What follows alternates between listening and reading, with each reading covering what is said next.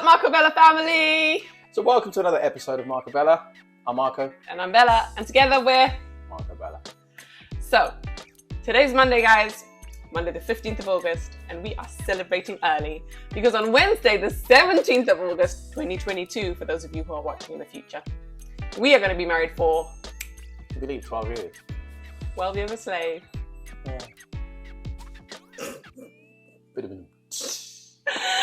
A slave to love, of course. That was a bit of Shakespearean theatre. But clearly, some of you were like, what movie? What? 12 years a slave? No, that was gruesome, guys. It hasn't been that deep, honestly. Some of the stuff in the 12 Years a Slave was something. I haven't actually watched that, so I have no idea what we're talking about. Are you going to be singing a song to serenade me for the What? 12 years? The 12 years. Maybe. Actually, Bethel wrote a song, I Want to Write You a Love Song. And fill it with joy. That's the one. I want to paint you a picture and color it with my voice. Yeah.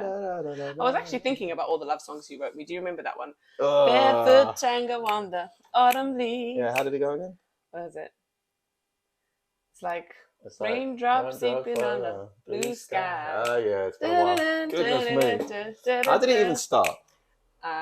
If you tell me the start. Early Sunday morning, whilst the sun is out shining, birds all chirping whilst they sing the blues. You and me walking side by side. I wanna tell you how you make me feel. It's like barefoot tango on the autumn leaves, raindrops falling on a blue sky, raindrops shining straight through the blue or something. Golden rays shining, seeping straight through the blue trees. Ah, gosh, I've forgotten it. But yeah. I love your smile, baby. Do you know what? We're going to put the track on there for you. Just a little bonus little thing. I'll put the track because I did record it many years ago. So yes, that was lucky enough to hear that. He has written me many a love song, guys. Many a love song. Anyway, today we are talking about how he proposed to me. Included in this wonderful session, we're going to be talking about how he lied to me about our parents having a fake meeting that didn't happen. We're also going to be talking about how he tricked me. And lastly, how he used 2 rings to propose to me. It sounds like he got married to a con artist. Did I tell you what my previous job was? Anyway. It was eventful, guys. It was eventful. So on the 25th of July, I believe, 2010, that was the date, right, that we got engaged. I think so. Yeah. Beth was really good with dates, so I don't know. Yeah. It's a day to remember for me, It's a day to remember, guys. My long-term memory. 2010. First thing in the morning, I text Bethel. Did we have phones those days, or was it just like fax machine? I can't remember. It was phones, but it was nowhere close to like WhatsApp and all that kind of stuff. No, I don't think so. It was in messages. MySpace. So Bethel, what are you up to? On MySpace. On MySpace. High five, whatever it was. Now we're showing our ages, guys. But no, not even that. I think I just text Bethel and said, hey, can you come up? Actually, no, I rang you. No, we knew we were going to... So, okay, guys. Here comes the intel. Have you got a pen and paper? We knew we wanted to get married because obviously when you're courting in a Christian relationship and you become serious, you start to talk about the question of, guys, are we actually going where we think we're going, or like are we going where we think we're going, or is this the non-starter essentially? That sounded too philosophical. What on earth?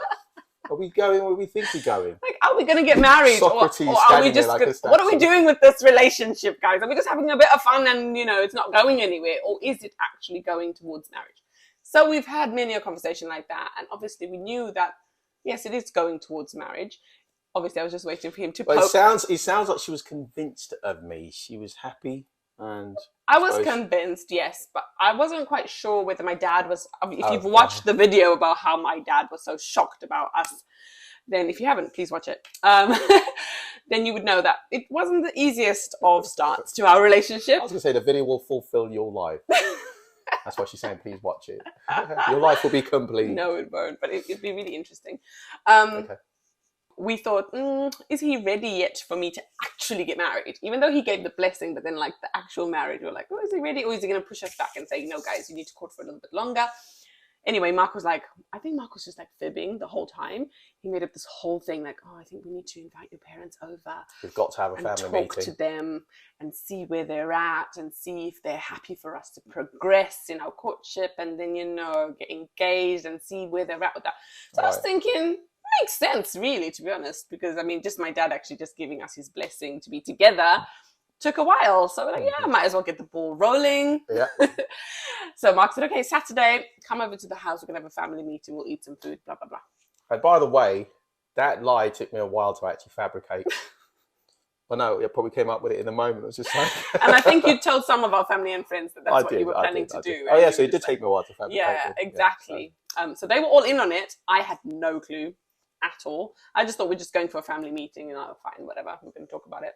The extent you go for love. Lie to your partner. lie to your partner.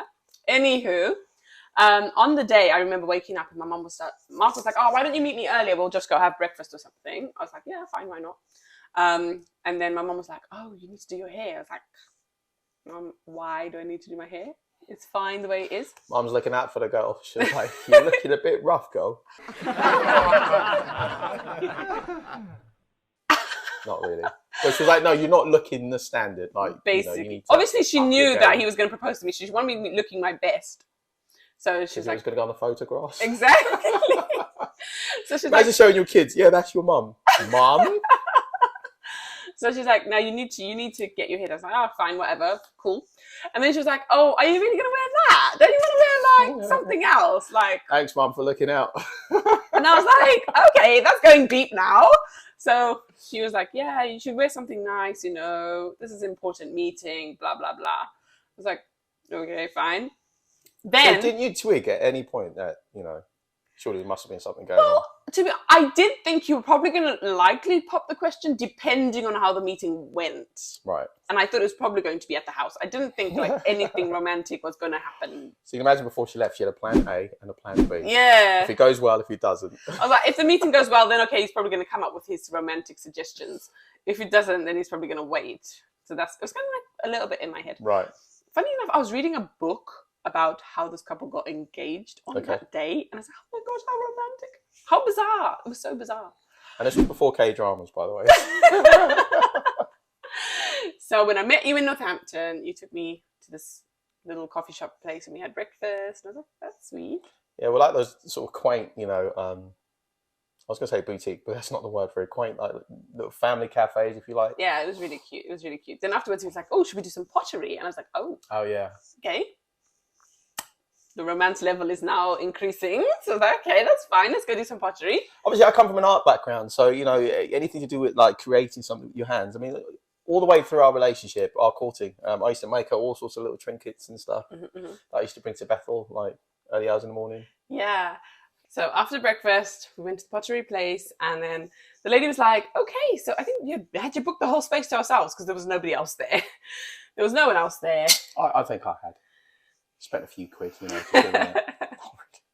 It was just too early in the morning. There's nobody there. And then she was like, okay, choose what you want to make from the pottery thing. So I was like, okay, fine. So we're looking at all these specimens. And then I walk and see this like love heart that said like, will you marry me? On the wall. Oh, I was just like, da da da da. Spoiler alert. I was just like,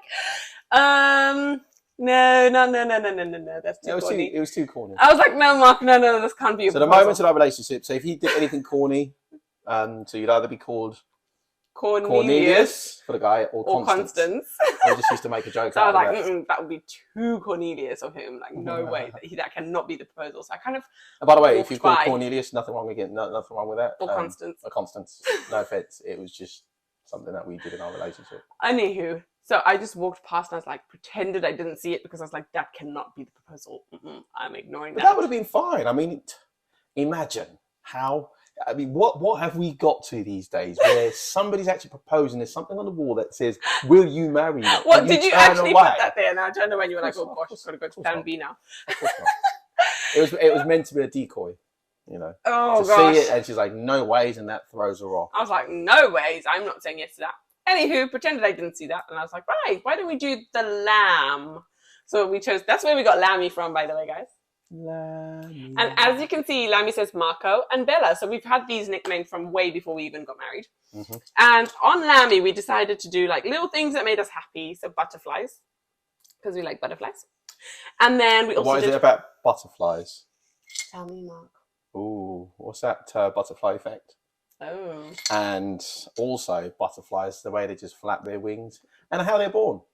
Or how they are, you know, what would you call that process? No, you used to call me a butterfly.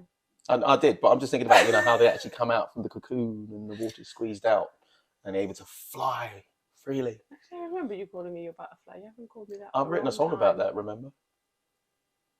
Yeah, I think I wrote a song about that. I'm not sure if I ever released it. It's one of those. I can't remember that. Butterfly. Anywho. Oh, a poem. Yeah, I think it was a poem about butterfly. I think so. And then music, because we love music, guys. As you know. If you listen carefully. Always a guitar somewhere. That is the sound of music. Get it? Sound of music. And then we put a love heart because obviously we love. But in the heart, which you can't see, but it's like imprinted onto the heart, is a cross. The sign of a cross. And because we're all about faith. Yes. Not the Red Cross as in Florence Nightingale. No, it's to symbolize Christ being the center of our love, guys. Yeah. That's the depth of it. Ever heard about the triangle of life? Mm-hmm. God at the center. Then if you work towards God, you get closer together. It's all mapped out. That is the it's whole mapped theory, out in guys. the lamb. Okay, and then we put a flower because I just love flowers, and I always used to do these little flowers on like sign my notes with the flowers. Zinnias. Yeah. Well, I used to call you Zinnias. Yeah, you did. Sometimes. And Edelweiss. Lots of different floral, yeah, Edelweiss. I floral names. Yeah. Floral names. And then, I can't even, yeah, I just don't want it to fall up. And then there's our fingerprints. They don't really look like fingerprints, but... splodges. like splodges. And then the lamb, of course, represents the Lamb of God, guys. And the fact that we are his sheep as well. So, a lot of spiritual... I suppose lamb nature. Yes. You know. Imagine being married to a wolf. And... or a sheep in... a wolf in lamb's clothing. Anyway, guys, that is Lammy. And we still have Lammy 12 years later, which we're so happy about. And on Lammy, we actually predicted, whatever you want to call it, the 17th of August. That was going to be the day that we were going to get married. Yeah, because we love the number 17 as it is representing system change. And so we thought, if we are going to get married this year, even though it was only the 25th of July, guys, we were like, you know what, if this meeting goes well, we're going to set a date for the 17th of August. Lo and behold, we didn't know that was going to be a Tuesday evening, guys. We just did 17th would be a great date. Exactly. And we put it on Lammy and we're like, that's going to be our wedding date. Anywho, roll forward an hour or two. After we've done Lammy, we decided it's time for the meeting. Got to go home. So Mark... Well, we walk out the shop and we sort of walking over to the bus station because those days we weren't driving. So we thought, actually, let's go to the bus station, catch the bus. I was like, oh, by the way, wait, we just got to pass through the theatre. Let's go check out what's on. And I was like, pass through the theatre for like, what? huh? I was like, I'm sorry, we're going to be late. He's like, let's just run and just check what's on. I was like... But this was a very common thing in our courting days where we just do sporadic and spontaneous things. Very sporadic. Yeah. Let's just go here. Let's just do that. Let's just do this. Ooh, and they will tell you about how we caught the train with no tickets. Guys, that's true. That was bad. That's true. For what was it, like an 80-mile? That was trip? scary. Oh, back. That was scary. It was a round trip from one part of the country to another part of the country. All the way to Lincolnshire, guys. Far out. So you're talking over maybe 100 miles. Mark forgot the tickets in his drawer. Yeah. How did we make it? There and back. I do not know. Yeah, so anyway, different story. But anyway, so Mark grabs my hand and we start running. I'm like, what are we running for? I'm wearing like these heel things and like, what are they? You can imagine our heart is racing. He's like, oh my goodness, this is living, this is life. What's next? Anywho, never a dull moment with this guy. That's true. So we get to the theatre and the lady played it down really cool. So he was like, oh, I was just wondering, like, can we have a tour of the place? I was like, I don't even understand. Why is this guy? Anyway, so she starts telling us, so this theatre was built in blah, blah, blah, blah, blah. And she starts giving us a proper tour of the whole thing. And we're like, okay, fine. And then what we forgot to tell you was on the way out, my mum gave me this thing, like a packet. Box. A packet. It wasn't a packet. It didn't look very posh or anything like that. It wasn't in the shape of a ring box or anything. It was just in like a box, and another box. It's like, oh, Mark needs this. Can you take it to him? I was like, okay. I was like, why am I taking this? Anywho, so then I think I put it in your bag anyway. So imagine being the transporter.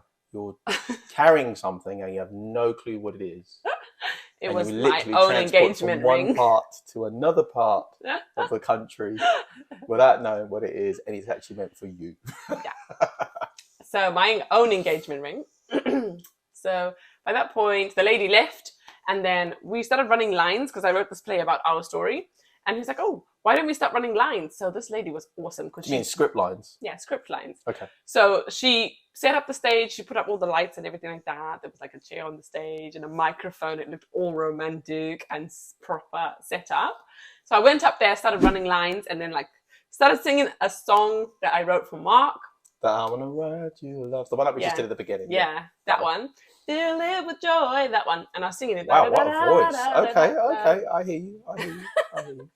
That one. So I was singing that song. Oh my gosh. And then after I turn around and he's like there, like the ring. Dun, dun, dun, dun. I was like, oh, dun, dun, dun. Okay, is this really happening? I was like, oh yeah, this is amazing. Everything I ever wanted. So you can imagine this, because I tried to actually, get the director for Swan Lake in London to allow us to actually do the proposal, for me to do the proposal on stage in London during a performance. But because of insurance reasons, they couldn't allow us to do that. Yeah. So we found this theatre in Northampton, which is absolutely gorgeous because it's one of these really kind of, old Victorian theatres. Renaissance type, theatres, and they had all of these beautiful drapes and stuff, and so we're on stage and the lighting's just perfectly ambient. It was really and I'm perfect. there like, so Bethel. I know, then he comes up with this whole poetic thing, which I cannot remember a word of, guys. I didn't even know what I was talking about. I have no clue. He just said some stuff. Just said some stuff. And then I was it sounded like, good though. It was good. So then we had this joke, because if you have ever seen The Time Traveler's Wife, there's this guy who travels through time and he can see the future. And he knows that she's going to say yes to him. Right. So when Mark proposed to me, I was like, do I have a choice? Because if you already know I'm going to say yes. Is that really choice? Do I actually have a choice in this matter? And then Your I choice was like, is to say yes. Of course, my choice is to say yes. And it was at that moment that the family actually came from behind all which of was the actually seats. the biggest surprise, Yeah. because I didn't know how he managed to get my family to be so quiet. Yeah. So, in the actually balconies and stuff, the family was hiding the whole time. And to be able to witness this whole experience without her actually knowing Without me knowing. Oh my gosh, it was so cringy though, because I would not have done all that romantic stuff if I knew they were watching. Oh my gosh, it was cringy. And that's why I had to lie at the beginning. So she wouldn't know that they were there. By the way, I still haven't apologised about that, but it was all worth it. It was all worth it. But anyway, after that, it's guys, all under the blood. After that, he had everything like a picnic all ready. We went to this amazing place called Canada Bay, and we had a beautiful picnic. And then, you know what? Did you say Canada Bay? Canada Bay. Oh, Canada Bay. Canada Bay. We had a beautiful picnic. Had so much fun, guys. It was amazing. But later that evening, as we went home, Mark looked very sad. And I didn't understand why he was looking so sad. And I was like, what's wrong, Given that Mark? she just said yes. I know. I was like, what's wrong? Like, it's our engagement. Like, you should be super, super happy. And he was like, oh, can I talk to you for a minute? And I was like, yeah. Cool. So Level 5 communication. He was like, I didn't actually want to propose to you with that ring. And I was like, what's wrong with the ring? So guys, this isn't actually the ring he proposed to me with. He proposed to me with a different ring, which had like imprints of baby footprints on it, which we both love, because our theme throughout our relationship is baby steps, right? So I love that ring because I love like simple things. This is the first time, one of the first times you see me with a necklace on or any kind of like blingy jewelry. I don't really do that unless it's a special occasion. I like to just have nothing, just be free. I don't really like jewelry that much. So I had really emphasized to my family and my sisters and him, I don't want a blingy ring. I want a very, very plain ring. So my sisters were like telling him, Like, she doesn't want anything blingy. Don't buy her anything For some reason, blingy. I had absolute confidence that she was going to love this ring. Yeah. I just knew that he was like, she's going to love it. She's going to love it. She's going to love it. And my sisters were like, she will hate it. Do not propose to her with it. So he was really upset. So he ended up getting the baby steps ring, which I loved. I still loved that ring.